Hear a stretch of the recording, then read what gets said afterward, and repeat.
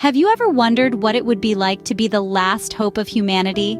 This isn't just a hypothetical question from a dystopian novel. This question roots itself in one of the oldest stories known to humankind, a story that transcends cultures, continents, and centuries, a story that presents the ultimate test of faith and survival. So take a moment to ponder. What if you were the last beacon of hope? Well, one man in history didn't have to wonder. He lived it. His name was Noah. In a time when wickedness ran rampant, Noah stood as a beacon of righteousness. Picture a world where morality had all but evaporated, where the hearts of men were filled with evil thoughts and deeds every single day. It was an era of unchecked wickedness, a time when the beauty of creation was overshadowed by the ugliness of sin. Humanity, initially created in the image of God, had now spiraled into a state of moral decay. The very fabric of society was torn apart by the selfishness and greed that had taken root in the hearts of men. It was a world crying out for divine intervention. In this chaos, there was one man who dared to be different. Noah, a man of integrity and righteousness, chose to walk with God when the rest of the world walked away. Amid the moral turmoil, he remained steadfast, a beacon of hope in a world lost to sin. In the midst of all this wickedness, Noah found favor in the eyes of the Lord. Imagine being tasked with the survival of all living creatures. That was Noah's mission. In a world gone astray, with wickedness and corruption running rampant, a divine command was given to one righteous man, Noah. This command, cloaked in divine wisdom and foresight, was no ordinary directive. It was a mission to ensure the survival of all living creatures on earth. God, in his infinite wisdom, chose Noah for this monumental task, a task that required unwavering faith and absolute obedience. Noah was commanded to build an ark, a massive vessel that would serve as a sanctuary for the living creatures of the earth. But this wasn't just any ark. Its dimensions were precisely dictated by God. The ark was to be 300 cubits long, 50 cubits wide, and 30 cubits high. For those not up to date with ancient measurements, a cubit is roughly the length from the elbow to the tip of the middle finger. So, you can imagine just how colossal this ark was to be. But the divine command didn't end there. Noah was also tasked with gathering all animals, big and small, in pairs. Yes, that's right, 2 of every kind. From the smallest insects to the largest land mammals. From the birds that soared in the sky to the creatures that lurked in the depths of the sea. All were to find refuge in Noah's ark.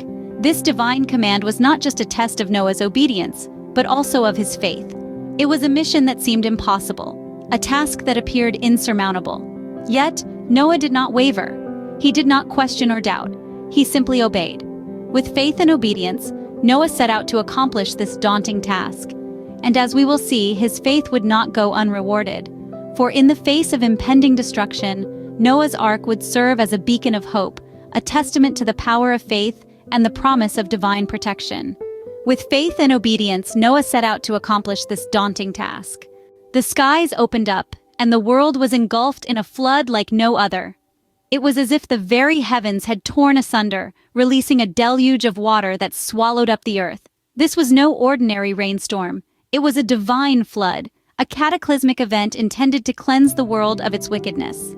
As the first drops fell, Noah and his family, along with the pairs of creatures they had gathered, retreated into the safety of the ark. This massive vessel, built under divine guidance, was their sanctuary amidst the watery chaos. The door was sealed behind them, shutting out the world and its impending doom. Outside, the rain fell in relentless torrents.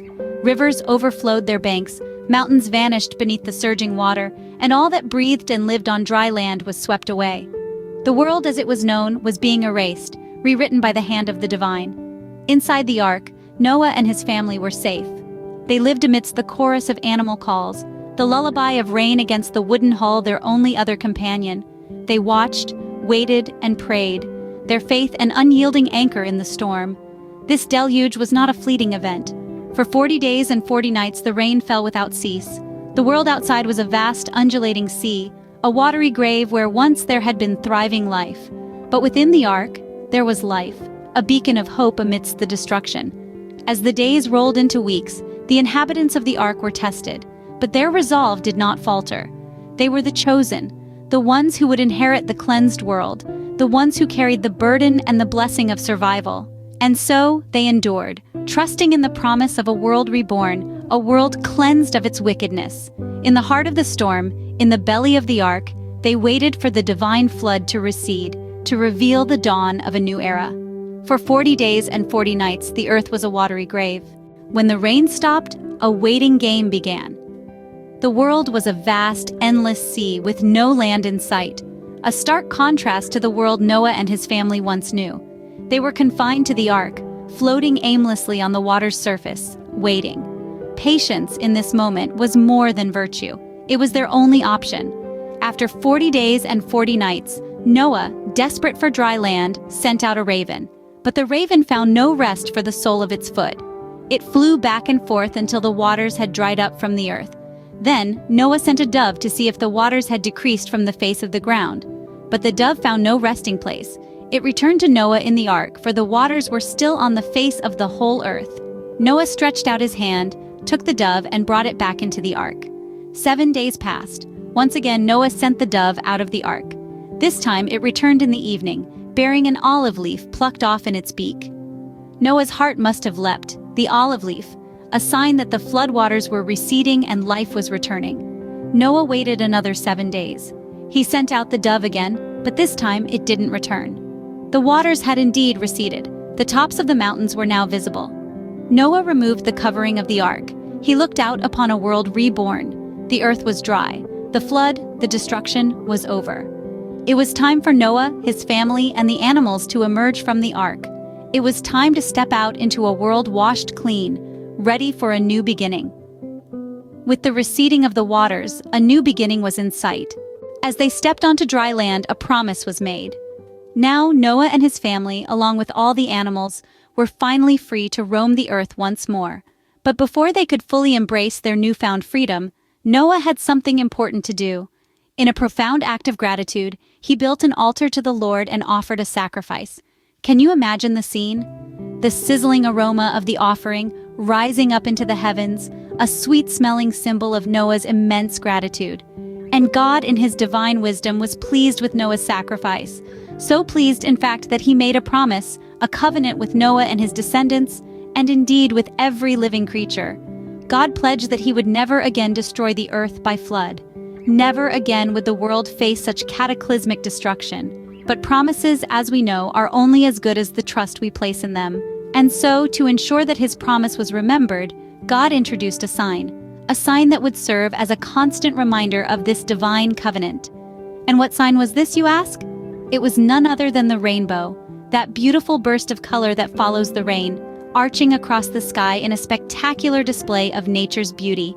God told Noah that whenever he brought a cloud over the earth, the rainbow would appear in the cloud, a visible emblem of his promise. And so, each time we see a rainbow in the sky, we are reminded not just of its natural beauty, but of something far more profound.